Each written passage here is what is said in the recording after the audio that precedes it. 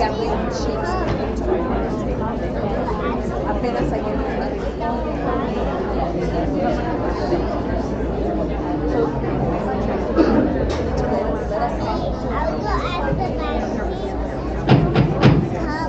Good evening, everybody.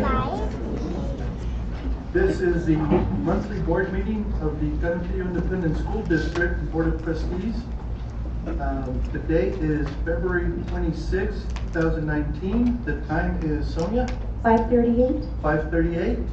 Would you please, everybody stand for the, actually, I guess, could you please call actually, Pledge of Allegiance. Could we have some of the choir? Do we have any choir people in here? A few of you, come up here and lead us in the Pledge of Allegiance. The whole choir, go. The whole choir, come on, guys.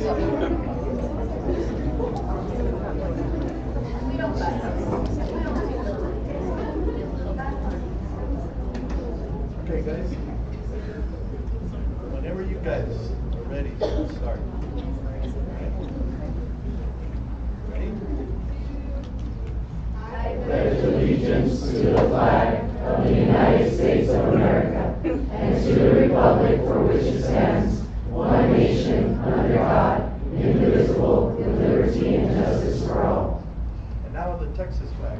On the Texas flag, I pledge allegiance to thee, Texas, one state, under God, one and indivisible.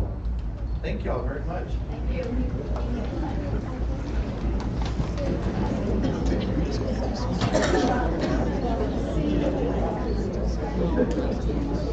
All right.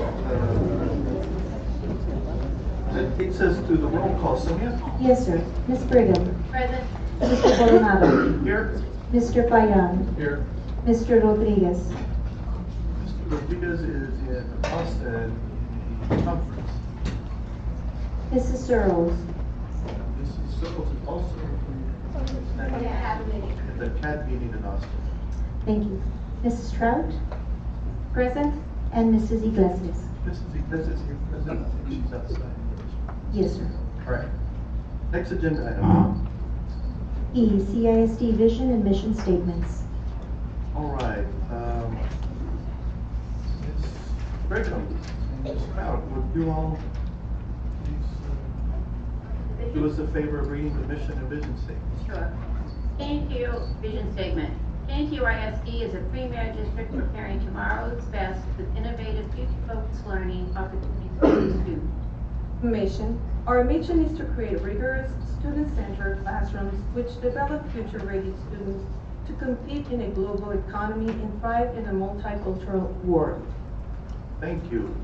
Just looked at those items last night. Certainly take a look at those again with our goals coming up. All right, next agenda item. Yes, sir. Item number 2, new business. A, approval of a resolution of the Board of Trustees of the Cantillo Independent School District designating February 2019 as End the Silence Month in partnership with National Alliance on Mental Health, NAMI. All right. Ms. Stroud. Thank you. Good evening, everybody. Good evening, Nami. Good afternoon, ladies and gentlemen. Today we have representatives from NAMI, National Alliance of Mental Illness, El Paso, and the Junior League of El Paso. NAMI El Paso envisions a world where all persons affected by a mental health conditions experience resiliency, recovery, and wellness. NAMI El Paso provides free educational classes, support groups, and presentations for individual and family members affected with a mental health condition, impacting academically, socially, vocationally, cognitively, and emotionally. Ending the Silence is a presentation for students, family, and school staff that covers early warning signs in mental health conditions and early warning signs on suicide, to get help for themselves or for a friend. I became a member of NAMI El Paso since 14 years ago and have been trained and certified nationally to instruct courses for the community, and give presentations to parents, students, and school staff. I'm honored to be part of NAMI El Paso, and I am very happy to bring free NAMI programs to our school district. Because of partnership with the Junior League of El Paso, we are excited to announce that on March the 8th, we will hold an End in the Silence rally for some of our middle school and high school students. This will be the interactive presentation with other components like inflatable brain, a mascot named the Stigma Stopper, and relaxation stations, classroom, and reflection activity. We need our schools to become more knowledgeable, supportive, inclusive, and vocal advocates for those who are struggling with mental health conditions with respect and dignity. Now, I'm going to read a resolution that we as a board would like to approve, so I'm going to read it for you. Resolution for the Board of Trustees of the Canutillo Independent School District designating February 2019 as the end of the Silence Month in partnership with National Alliance of Mental Illness. Whereas 1 of 5 children ages 13 to 18 years old have or will have serious mental illness, and whereas 10% of youth have a behavior or conduct disorder, and whereas 37% of students with a mental health condition age 14 and older drop out of school, the highest dropout rate in any disability group, and whereas suicide is the 3rd leading cause of death in youth ages 10 to 24, and positively transforms attitudes towards individuals with mental health conditions, making it easier for students and parents to seek help, and whereas it's essential to eliminate disparities in mental health by promoting wellness for all, regardless of the race, ethnicity, sexual orientation, gender identity, language, place of residence, or age.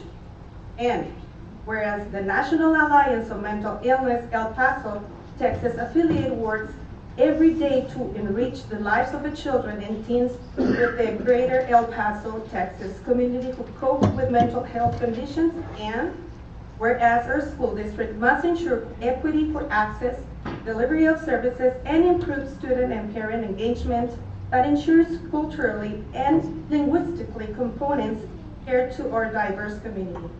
Now, and therefore, be it proclaimed by the Board of Trustees of the Canutillo Independent School District that February 2019 shall be known as at the end of the Silence Month.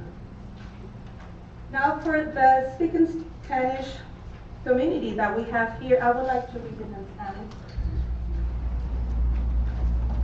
So thank you very much, since we have a live stream.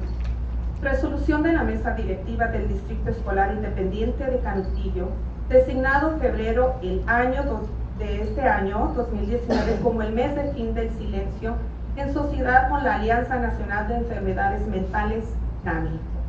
Mientras 1 de cada 5 niños con edades de entre 13 a 18 años tienen o van a tener severas enfermedades mentales, mientras que el 10% de la juventud tienen un comportamiento y conducta de desorden, y mientras que el 37% de los estudiantes con una condición de salud mental con edades entre 14 y más abandonan la escuela, siendo el mayor índice de deserción que cualquier otra causa o grupo de esta deshabilidad. Y mientras que el suicidio es la tercera causa líder de fallecimiento en jóvenes entre 10 y 24 años de edad, mientras que la mayor conciencia comunitaria con relación a la condición de la salud mental pueda positivamente transformar actitudes hacia las personas con una condición mental, facilitándole a nuestros estudiantes y a nuestros padres la búsqueda y la ayuda. Mientras que es esencial erradicar la distinción en la salud mental, promoviendo el bienestar para todos los que enfrentan una condición de salud mental, no importando la raza, la etnicidad, la orientación sexual, identidad de género, idioma, lugar de residencia o edad. Mientras que la Alianza Nacional de Enfermedades Mentales, NAMI, El Paso, Texas, afiliado, trabajan arduamente todos los días para enriquecer las vidas de los niños y adolescentes con la gran comunidad de El Paso, Texas, que enfrentan una condición mental Y mientras que nuestro distrito escolar de Canutillo deberá asegurar la igualdad de accesos, la provisión de servicios y la mejora de la participación de los estudiantes y padres que asegure culturalmente el cuidado competente para nuestra comunidad diversa. Ahora y por siempre será proclamado por la mesa directiva o Board of Trustees de este distrito Canutillo escolar independiente. En febrero será conocido como el mes del fin del silencio. Aprobado este día por la mesa directiva de Canutillo o Board of Trustees. Muchas gracias. Thank you, Ms. Trout.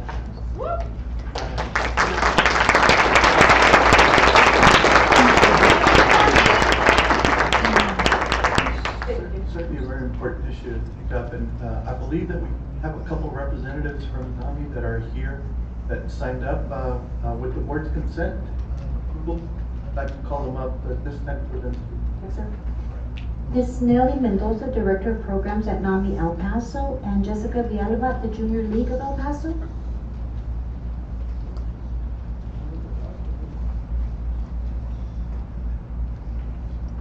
Good afternoon, President Coronado, Board of Trustees, and Superintendent Galaviz.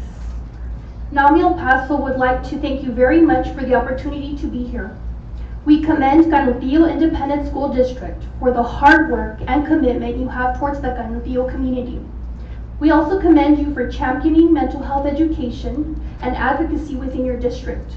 I'd also like to give huge kudos to Ms. Blanca Trout for bringing this important subject area to your district, as she is one of our volunteers. I'd also like to take the opportunity to recognize a couple of our staff at NAMI El Paso and one of our board of directors. In attendance this evening, I have Board of Director for NAMI El Paso, Ms. Maria Baxley, present. I have Ms. Denise Uga, Program Coordinator, present. I have Mr. Isidro Torres, Director of Outreach and Fundraising for NAMI El Paso. And Ms. Yvette Foos, our Volunteer Interim Coordinator. The start of many mental health conditions most often occur in adolescence. Half of individuals living with mental health conditions experience onset by the age of 14. This number jumps to 75% by age 24. And 20% of youth ages 13 to 18 live with a mental health condition. 1 in 5 youth live with a mental health condition, but less than half of these individuals receive needed services. Suicide is the third leading cause of death in youth ages 10 to 24. Undiagnosed, untreated, or inadequately treated mental health conditions can affect a student's ability to learn, grow, and develop. Schools provide a unique opportunity to identify and treat mental health conditions by serving students where they already are. School personnel play an important role in identifying the early warning signs of emerging mental health conditions. We are excited to form a collaborative within your district, with the Junior League of El Paso, with your counselors, and with your entire staff, with the ability to be able to bring the revolutionary NAMI signature program of ending the silence to your district. NAMI El Paso again would like to thank you for this opportunity, and we look forward to working with you all.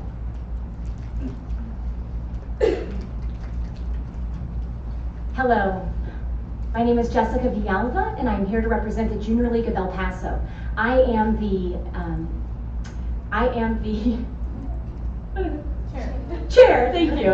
I am the chair of the Ending the Silence program with the Junior League of El Paso. And so what I wanted to do first was introduce myself to you all and introduce our wonderful president-elect, Dr. Luby Perdanovic-Nudis, as well as our chair for next year, Alexis Rossi. They are here also with me representing the Junior League of El Paso. First of all, if you don't know how we received our invitation to Canutillo High School, it was directly by Ms. Trout. I wanted to thank you, Ms. Trout. And the next thing I want to do is congratulate your entire board on your forthrightness for your community. You have been at the forefront of mental health awareness for children in the El Paso metropolitan area, and everyone in this room should commend you and congratulate you, because this program is going to absolutely revolutionize the availability of mental health resources for your students. You guys are making a step forward, and you changing and probably saving lives, so I commend you.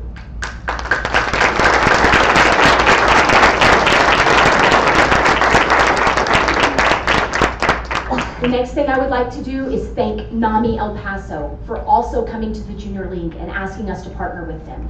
NAMI had a great idea. For those of you who are not familiar with this program, it's generally intended for a classroom-size audience and PTOs and faculty. They came to the Junior League of El Paso and asked for funding and asked for a partnership. And together with NAMI El Paso, as well as our wonderful leadership at the Junior League of El Paso and our board, as well as our members approving the project, we are able to actually implement this on a logistical scale unlike anywhere else in the nation. In every other place in the country, this is happening in like homeroom classes.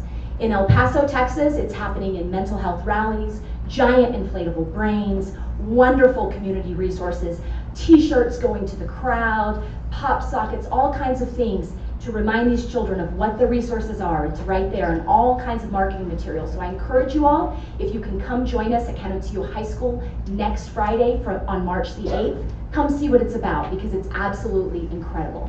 We'll be there all morning we have 3 different presentations we're doing, so I invite you all.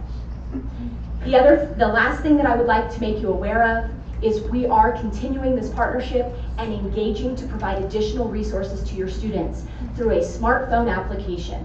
There is no smartphone application for students for mental health conditions anywhere in the world that we're aware of. And the Junior League of El Paso is working to develop a smartphone application free of charge.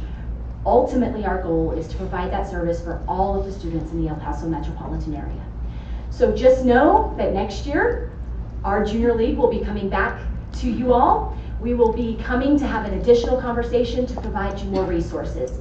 We thank you and we congratulate you, because this is going to make a difference. Thank you all very much.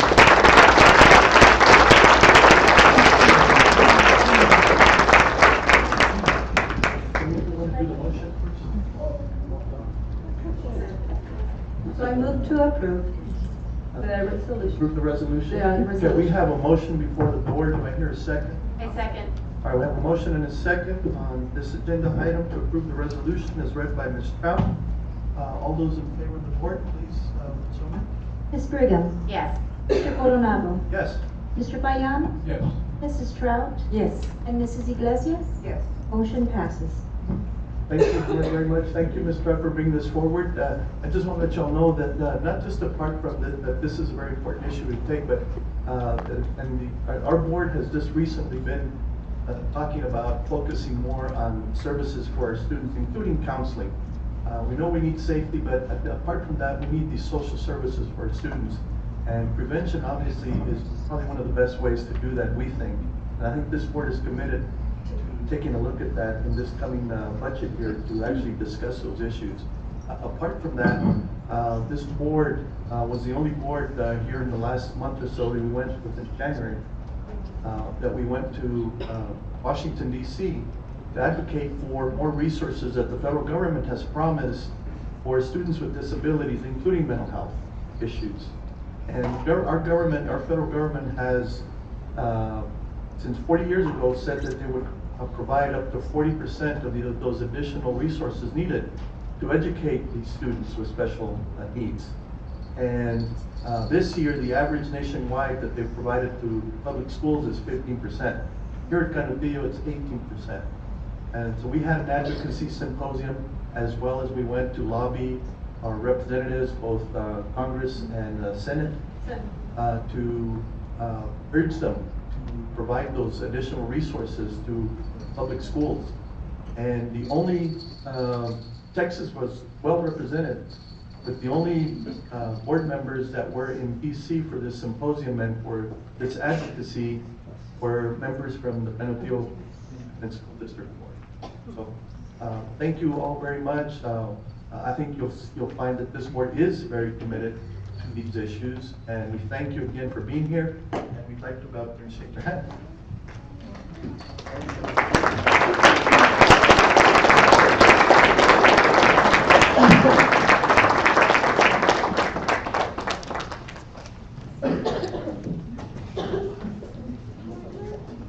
Thank you so much for the work that y'all do. Thank you.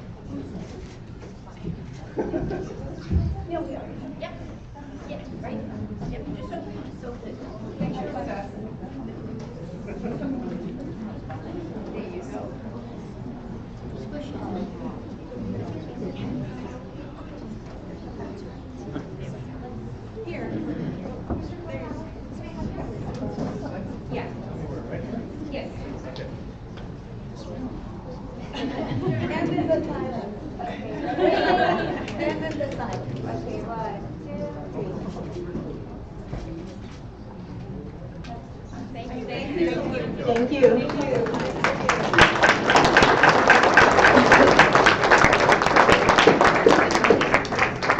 If we could stay on the in front of the dais so we can start board honors.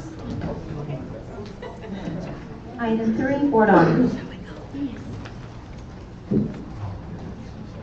Good evening, Board President Coronado, members of the board, Dr. Galaviz. We will now begin our monthly board recognitions. In recognition of career and technical education teachers for their value, achievements, and accomplishments of CTE programs, I will now pass it over to our CTE Director, Tracy Andrews, to do the honors. Good evening, Board of Trustees. Career and Technical Education Month, or CTE Month, is a public awareness campaign that takes place each February to celebrate the value of CTE and the achievements and accomplishments of CTE programs across the country. Canutillo ISD CTE teachers directly prepare our students for high-wage, high-demand careers in many different fields, including healthcare, information technology, advanced manufacturing, hospitality and management, and many more. Join me in celebrating these CTE teachers who impact students from classroom learning to certification programs to work-based learning opportunities outside of the classroom. If I could have the CTE teachers, as I call your name, please come up to the dais. Dina Thomason.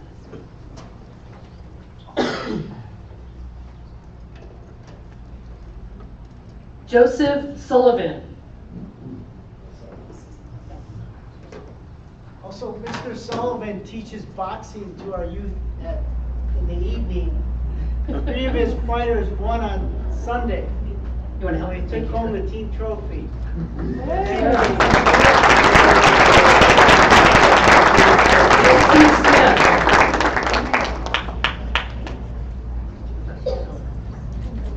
Crystal Rodriguez.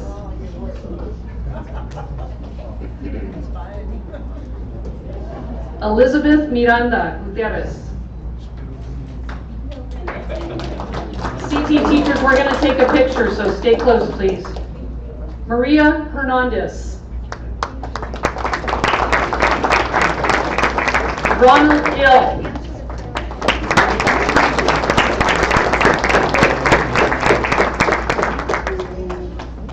Melinda Castillo.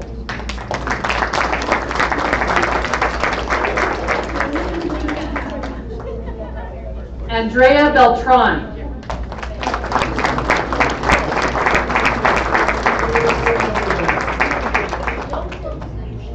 Timothy Barno.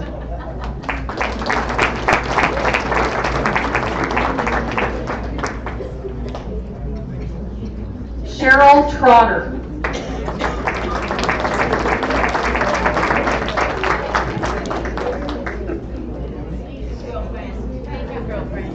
Tammy Avon.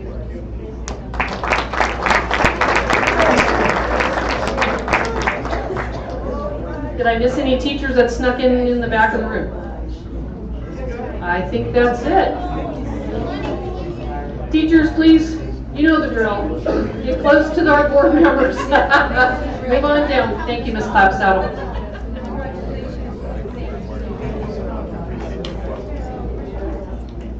We are missing some teachers. Our middle school teachers had parent-teacher conferences tonight, so I'll make sure that they get their recognition. Mr. Gill, can you bring our teachers back this way and we'll get a picture done quickly? I want to thank each and every one of these teachers that work so hard for our students, that work hard for their success.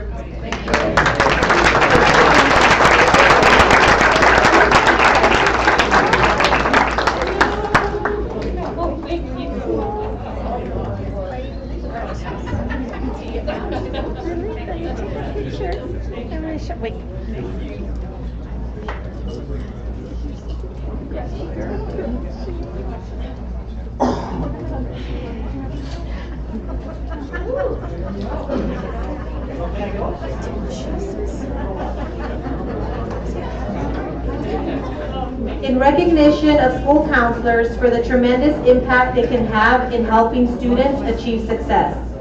National School Counseling Week 2019 was celebrated February 4th through February 8th to focus public attention on the unique contribution of school counselors within U.S. school systems. This week, Canutillo ISD highlighted the tremendous impact our school counselors can have in helping students achieve school success and plan for a career. Please help me thank these amazing counselors for the work they do for our students. From Canutillo High School, Amanda Blake, Monica Granados, Megan Flores, and Maria Villarreal.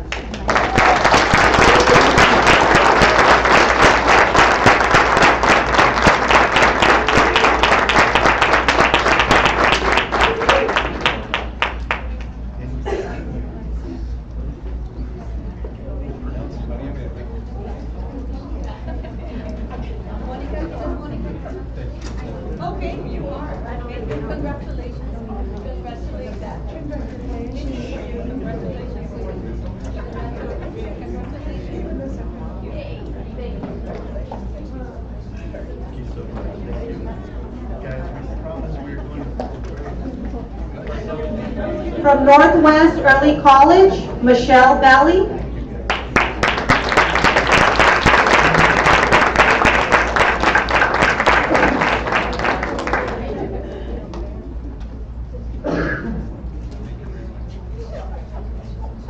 From DAEP, Margarita Abrego. From AMS, Nally Jalad and Dave Frost.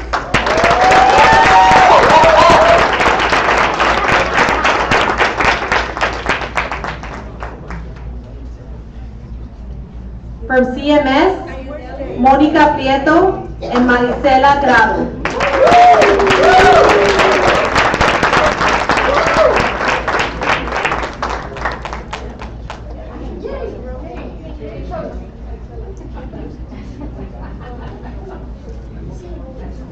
From Children's Elementary, Monica Barraza.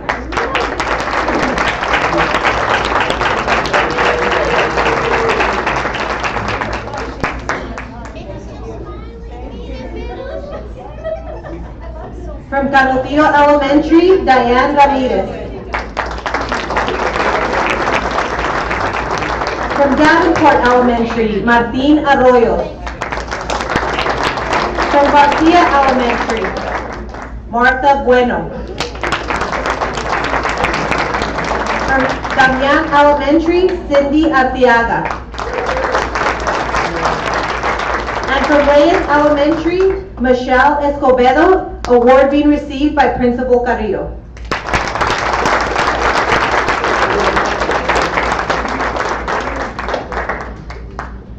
And finally, for our district lead counselor, Ms. Nicole Morales.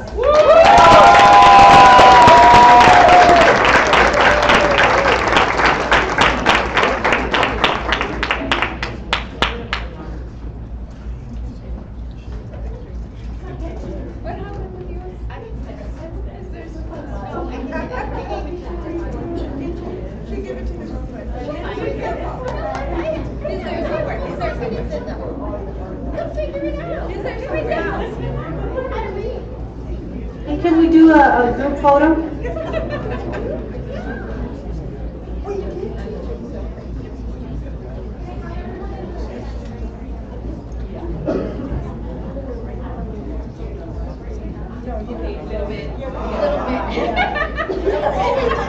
We have to put you down there, baby.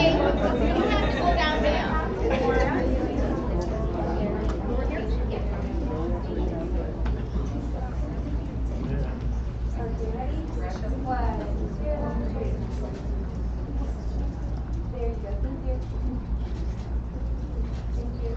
Thank you.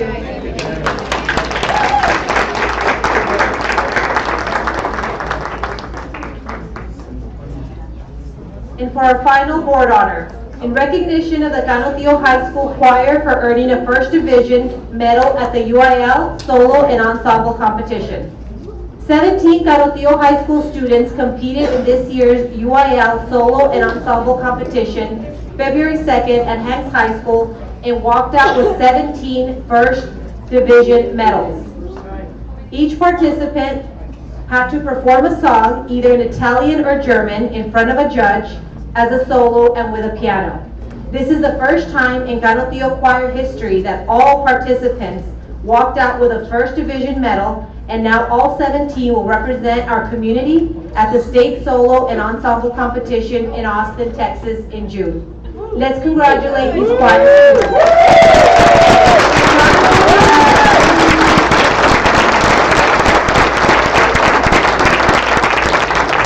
Jonathan Aguirre.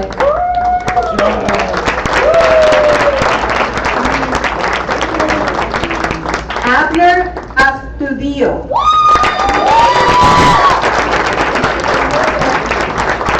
Alan de la Rosa.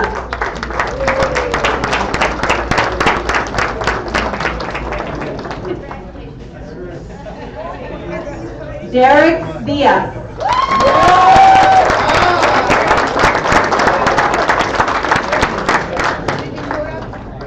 Derek. Andrea Dominguez.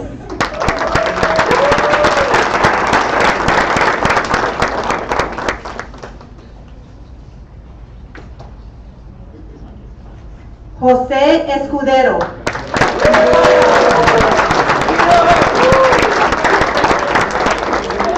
Lynn Garcia.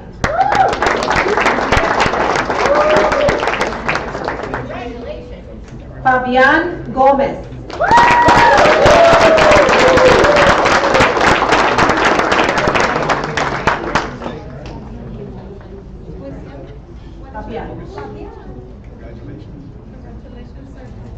Maria D. Gonzalez.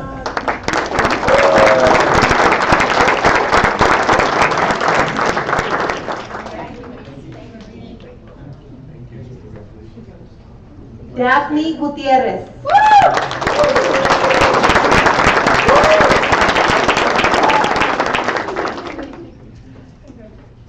Callie Natalie Gutierrez.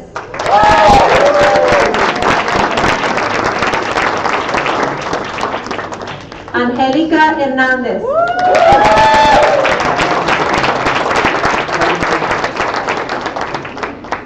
Joshua Hernández.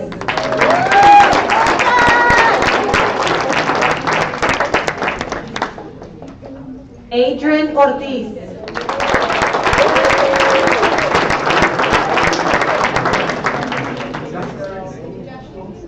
Jessica Piñón.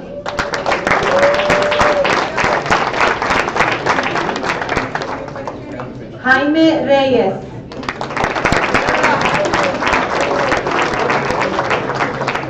Celeste Tovar.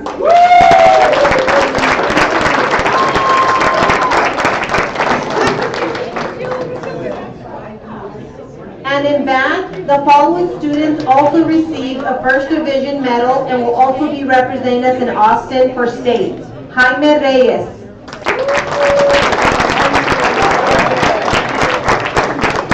Mia Olivas.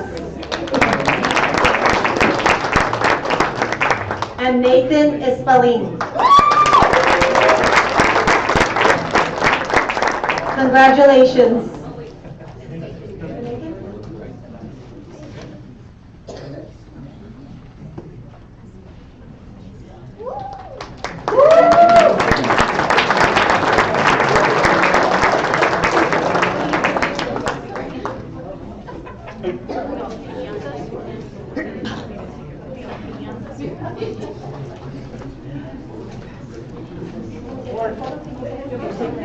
Or before we take a picture, this is part of your state competition. You gotta sing on the spot.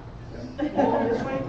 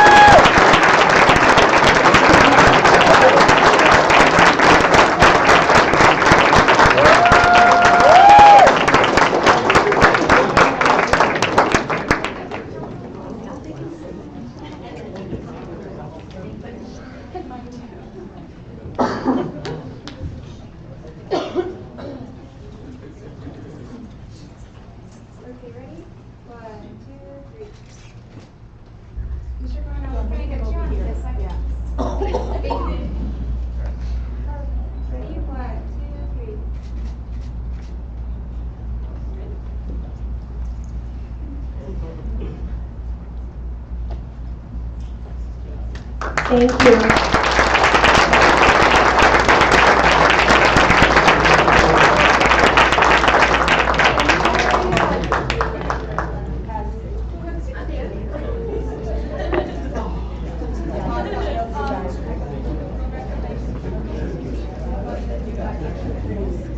Board members, this concludes this month's recognitions. Thank you.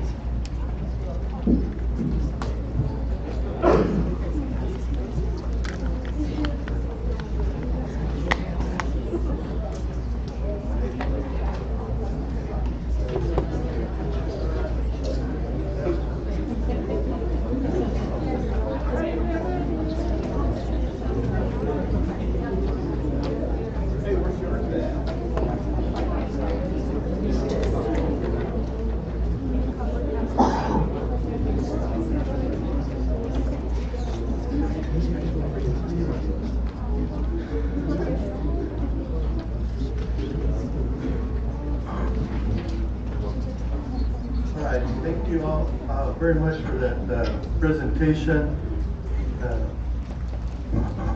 Any comments from the board? Was amazed everything. Fantastic, huh? Yes, sir. Great kids we have, and That's great.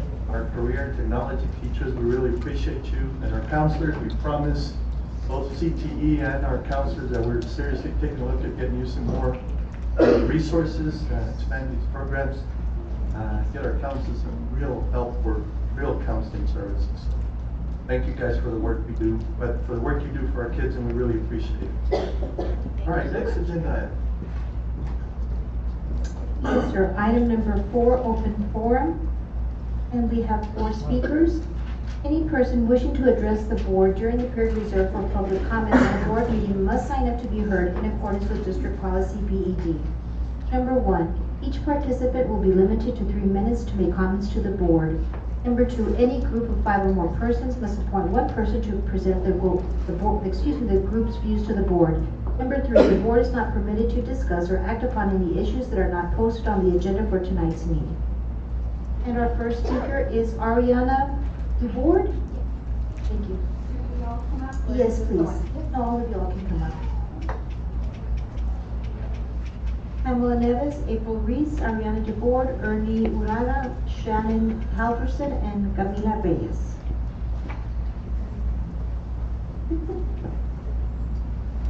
Hello. We come to you as cheer moms and cheerleaders, and dads, asking the board for the following: more funding for our sport, to set local policies imposing cost limits on the sponsors and/or schools, and to ask that there also be local policies created prohibiting any cheer coach and/or school to make it mandatory for students or their parents to pay for private training at any gym. First, we will cover costs. Currently, cheer costs vary by school, ranging anywhere from $750 to $2,500 per year. These costs are for uniforms, winter wear, accessories, camp gear, which usually includes 3 practice uniforms, and the cost of the summer camps that they attend. The high school cheerleaders additionally have to also fund competitions and travel out of their own pockets. This puts them anywhere from $2,500 to $5,000 out of pocket per year. In the 4 years they attend school at the high school level, they will have spent $10,000 to $20,000, just to put things in perspective. This is the only UIL sanctioned sport where our girls and boys have to pay to play.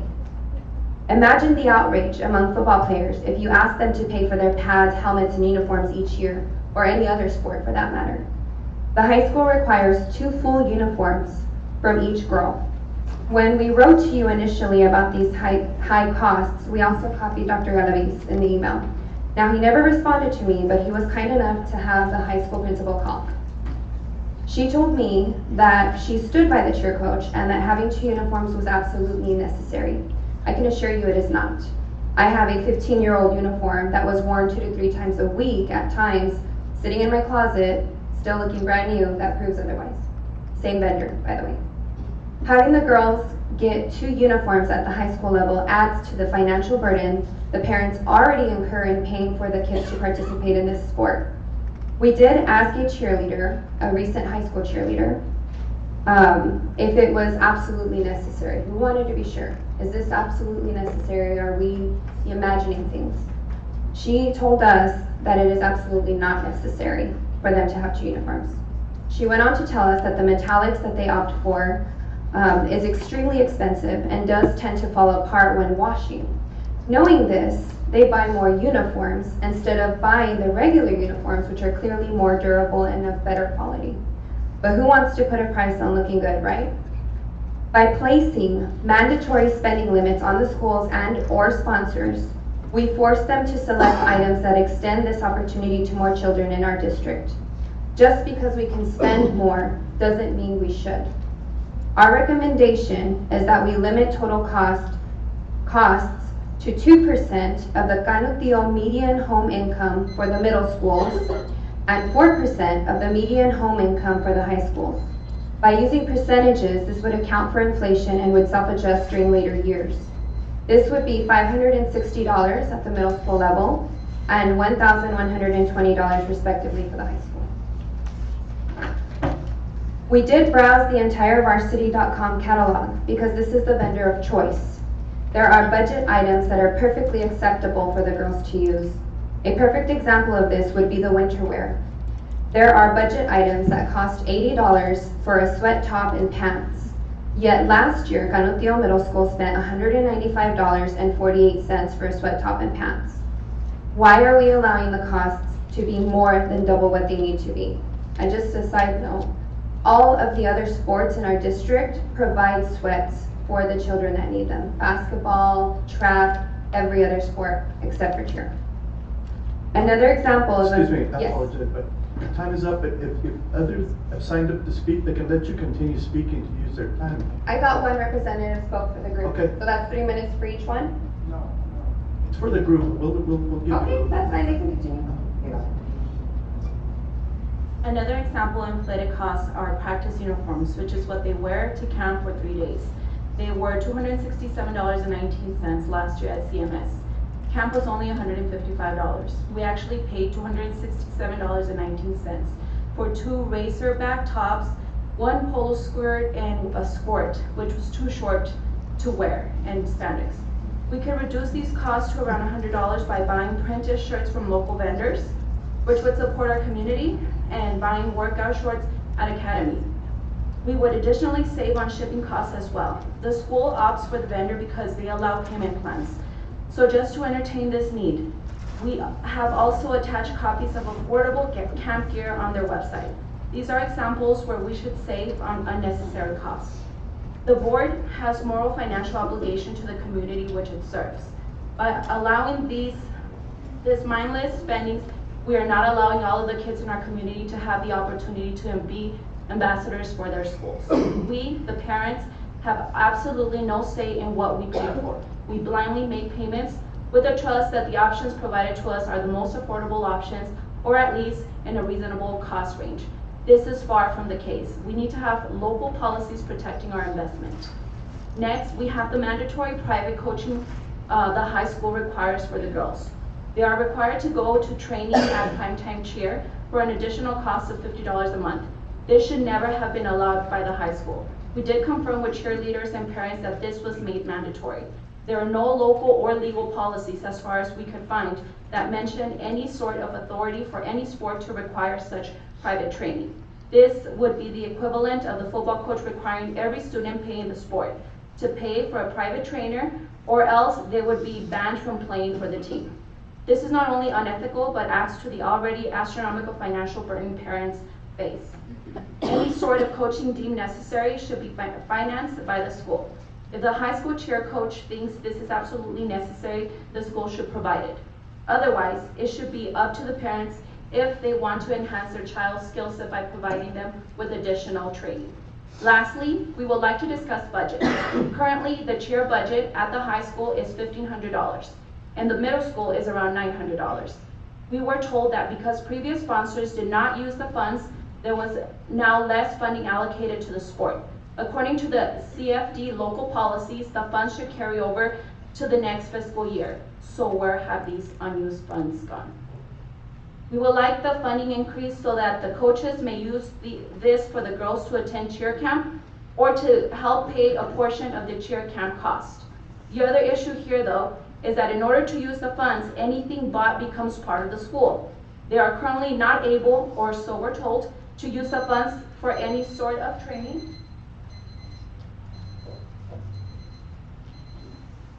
By amending policies or creating them, allow the coaches the capabilities to use the funds for training. You will help reduce costs for this sport. The camps are something that should definitely be required. This is where we work with experts to learn the stunt properly and stay safe while performing routines.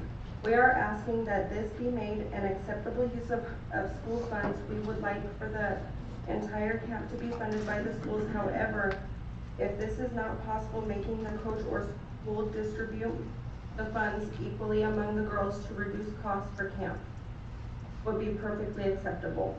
In the FB legal documentation for equal opportunity in the athletic opportunity section, you will find the following statement. a district that operates or sponsors interscholastic or intramural athletics shall provide equal opportunity for members. The district is currently cutting this opportunity for every low-income student in the district. By not funding the sport properly, you do not require football players to purchase their own safety equipment or uniforms yearly. So why do we require this from the cheerleaders? Cheer in public schools should be equitable and empowering in our children, not something made available just to the privileged. Thank you all. Thank you. We will be emailing examples of affordable options. Again, thank you. Thank you very much. We have speaker Willie Adame, Larry Adame, and Ms. Villalba, and they're all from the high school.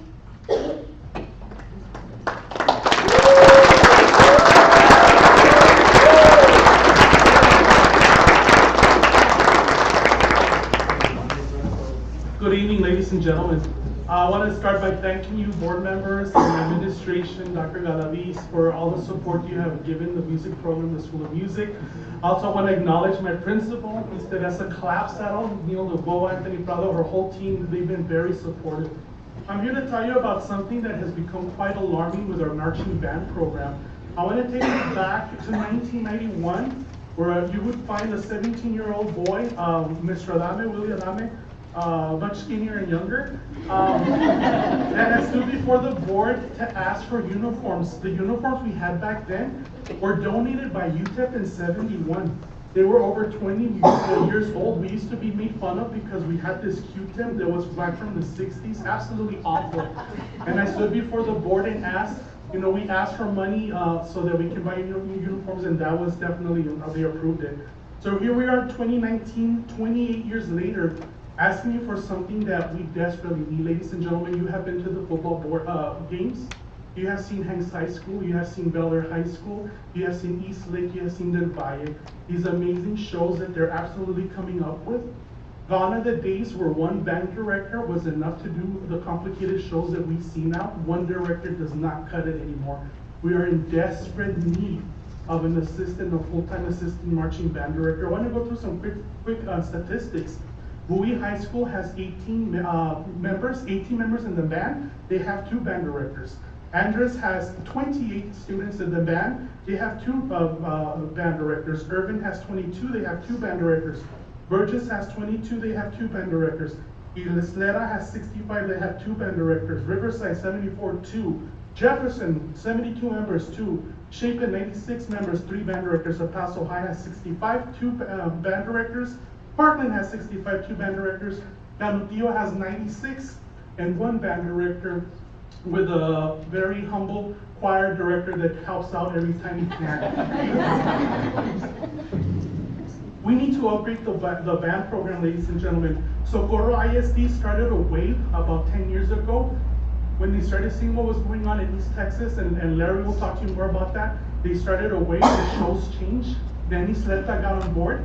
For many years, El Paso ISD and Canutillo, we remained neutral. We did what we could.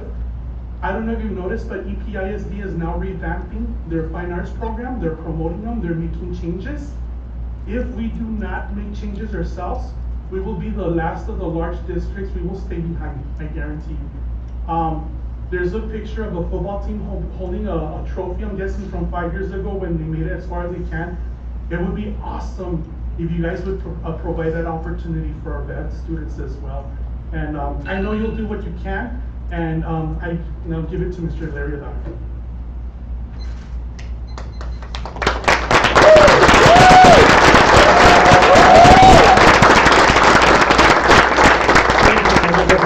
I'm going to segue right from the other Mr. Adame where he took off. I wanted to talk a little bit about my experience with my internship. I was blessed with a wonderful opportunity to study in the Isleta district. I was stationed at Hanks High School, and immediately the district expressed a desire to hire me. They were quite aggressive, and part of their training, they allowed me to meet with Mr. Robbie Melendez, which was the founder of the Powerhouse music program that they have in Isleta. And he emphasized on one thing: he spoke to me about how they would compete in the region where they'd advance the state and go compete against the bands from East Texas. They were decimated immediately. He noticed that there was a movement that's been going on for about 12, 13 years where East Texas upped their game to something incredible.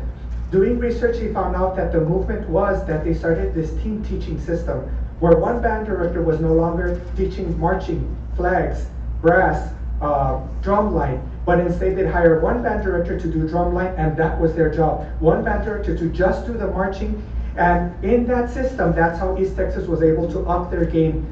This band director came in from Isleta and talked with his administrator and started this movement. It's about 10, 11 years old. They let me see that because they wanted me to work for them. My heart is here, so I came with all of their secrets, and I want to tell you, I'm a thief, I have to admit it. But I have to say, there's been too many times where I see the kids, you've seen the games, you know, when we go to the games or competitions where we watch these powerhouses, Hanks High School, with 150 plus performing a level of technique that is phenomenal. But there is a secret, and I know that secret. It's that team teaching, where you don't get one band director where they have to do all of the music, all of the marching, the drum line, and flags, and everything. But they're hiring different teachers to specialize. I was supposed to be their saxophone and woodwind specialist. And you've seen the games where these powerhouses perform. And it hurts me. I've been working at the middle school for 10 years. I know these kids. It hurts me when it's their turn to go up and it's little Canutillo performing at the level of having one band director, not that team teaching. And I see them, they get a nervous smile or they'll put their head down. And I think it's time. Like I say, I've been here for 10 years. I put my heart into these kids and I see them go to the high school, and I want this day to come where the kids see the performance and they say, yes, Hanks, you're amazing. Yes, Elvira, you're amazing, but I'm from Canutillo, and here we come. And we know the secret, it's this team teaching. We're not asking for a big arsenal of the teachers, we're asking for just one. And I know it'll make an incredible difference. I want to end on this note. Mr. Ramos does listen. I know the community says we want to get bigger bands, more, and he does listen, and he has shown me the show for next year. And I don't have the heart to tell, maybe this is the worst place to tell him. It is a good show, but he doesn't have the staff to pull it off, and it's not gonna happen. The music is too hard, and the marching is just too much. It's not one person. I think it's time that we give our kids something that they can be proud of, and this one teacher will make an enormous difference. Thank you so much.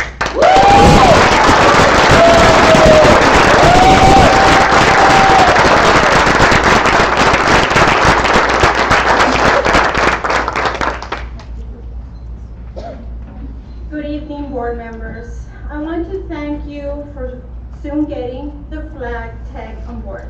I completely understand that the candidate needs to submit her application, fill out hiring paperwork, collect her documents, and for her to attend orientation. I am very happy for Canutillo High School Color Guard girls to begin practicing for next year's new show. Thank you very much.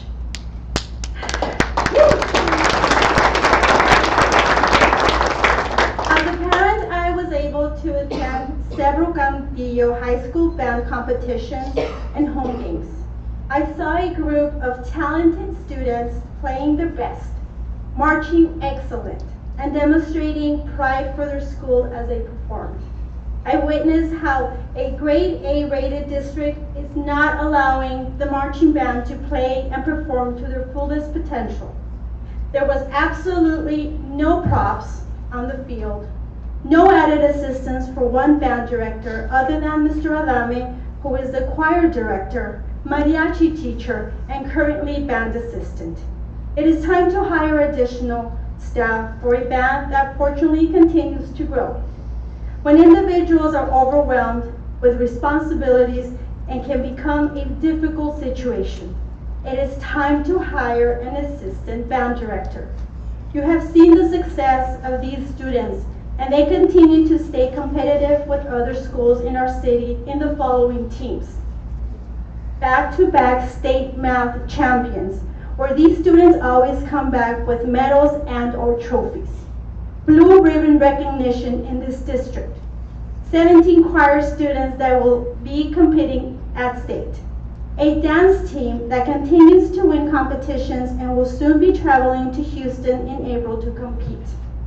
A thriving STEM program. A winning FFA team in Texas and out of state and reaching out to the community. Multiple robotic competitions in the city and out of state. Implementation of new and effective curriculum for students to expand their options after graduation, and much more. Canutillo High School Band deserves the same support, considering the accomplishments of these various teams. It is time to hire an assistant band director for Canutillo High School. I thank you for your time and consideration in this matter. Before you know it, August will arrive and band students will begin to practice on the field once more. Together, we need to provide what is needed in order for band students to be competitive. Thank you for your time.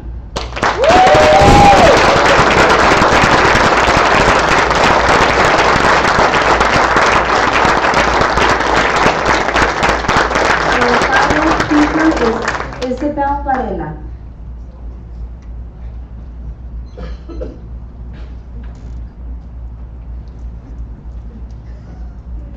Board members, my name is Isabel Varela and I'm the new assistant principal at Bill Childress Elementary. I want to start by telling you a story. I am originally from El Paso, but I went to the University of Houston to get my bachelor's degree. When I came back looking for job opportunities, I came to Bill Childress Elementary. And at that time, Mrs. Brigham was the principal. So she very nicely looked at my resume and said, you know what, Mrs. Varela, I do not have a job for you, but Mr. Padilla at Jose Damian Elementary has an opening. So why don't you go over there? She even told me how to get there.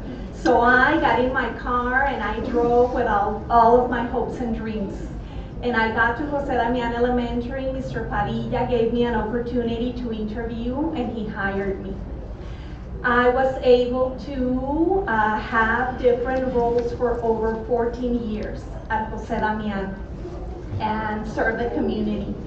And now I have given the great honor to continue to serve this wonderful community by being the assistant principal at Bill Childress Elementary. I believe that Canutillo is a great place to be because not only do we strive to meet the individual needs of all of our students, but we also build the capacities of our teachers, our professionals, and we provide opportunity for growth. So thank you very much. I wouldn't want to be anywhere else.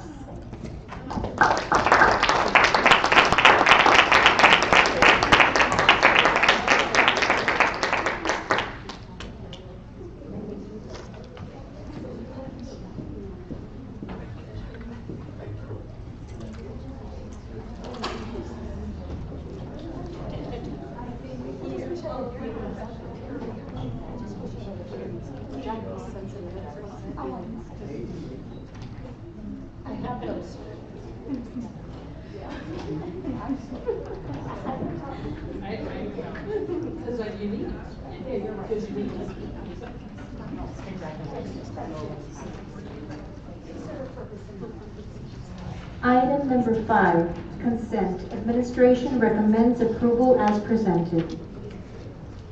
All right, at this point, Mr. Shirley. anybody would like to? If there's no other questions or pull some items from my fellow trustees, I would like to approve the agenda as presented. I'll second. All right, we have a motion and a second on the consent agenda. Sonia? Yes, sir. Ms. Brigham. Yes. Mr. Coronado. Yes. Mr. Payan. Yes. Mrs. Trout. Yes. And Mrs. Iglesias. Yes. Motion passes. Next agenda.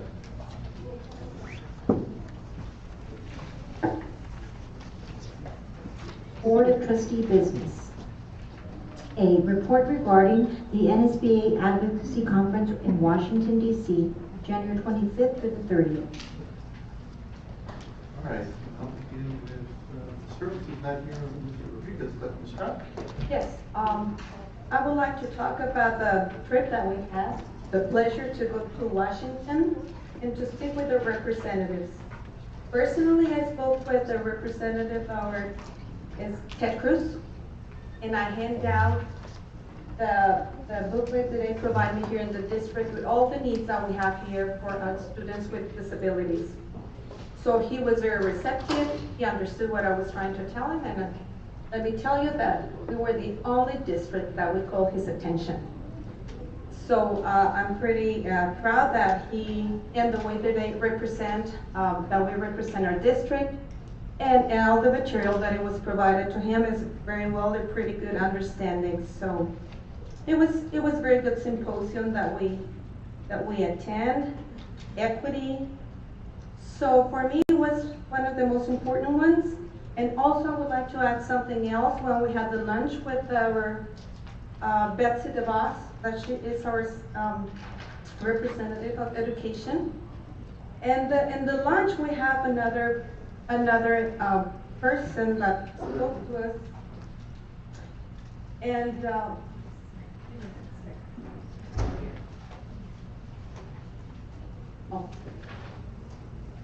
anyways, so he talked about the representative of education as well. He was talking about FAFSA, something that I consider very important.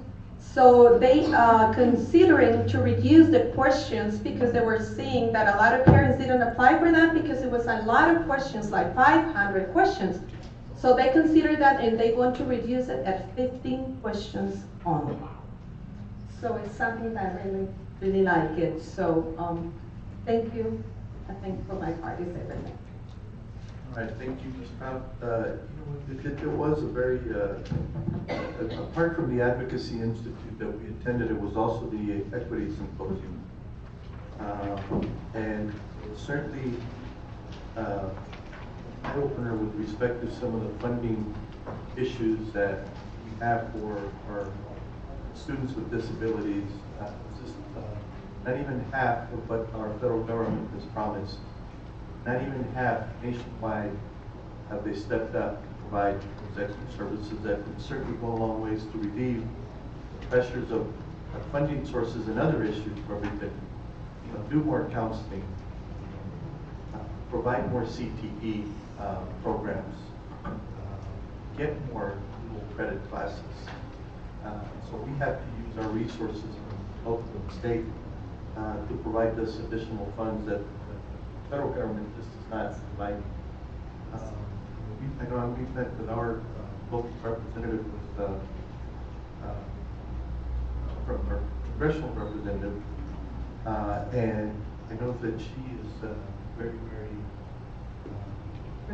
receptive about providing. We really stressed the urgency of this issue. We know that they have a lot on their plate this year, and probably not a lot will get done. But I think this is something that on both sides of the aisle that we need to continue doing. And I'm going to be sending follow-up letters actually from our visits to both the senators and to our local representative, including Mr. Hurd, that go see that this is really a matter of urgency for all public schools in our districts to provide these additional resources that they promised since 40 years ago. And so certainly a worthwhile training. They really prepared us well to go up on the Hill and talk to a representative. I'm really impressed with the level of specificity that they provided and a lot of background work. We did have, as Ms. Stroud pointed out, we did have the Secretary of Education talk to us during one of the luncheons. It wasn't, she provided a lot of, she was positive in her outlook, but I didn't see any hardcore commission from her with respect to this issue, which was really sad to me. I know Mr. Cruz did. And John Cornyn. And Mr. Cornyn. as well as our local representative. But I did not see that in our Secretary of Education. She was very sad to say, general. just was not there. We did have some other speakers that really provided some insight into what's going on in Washington, D.C. right now, what could happen and not. It's sad to say that some of those things are just, this year, a lot of those things that really require attention are not going to get that attention. But I'm hopeful that if we keep pressing and some follow-up letters from the district, as we previously noted, we were the only board members from this region, Region 19, to be advocating out there for this region and Texas, for that matter, for the entire country, really. We had a good Texas delegation that was represented. I would have liked to see more of our other local boards participating in this, because that really is a good avenue in terms of additional funding sources we can get for our district. And apart from that, I am kind of uplifted that our local Art Texas delegation is working hard, and I know that our legislature is really considering a big bump of our teachers, as much as $5,000 a year for this year and $5,000 next year.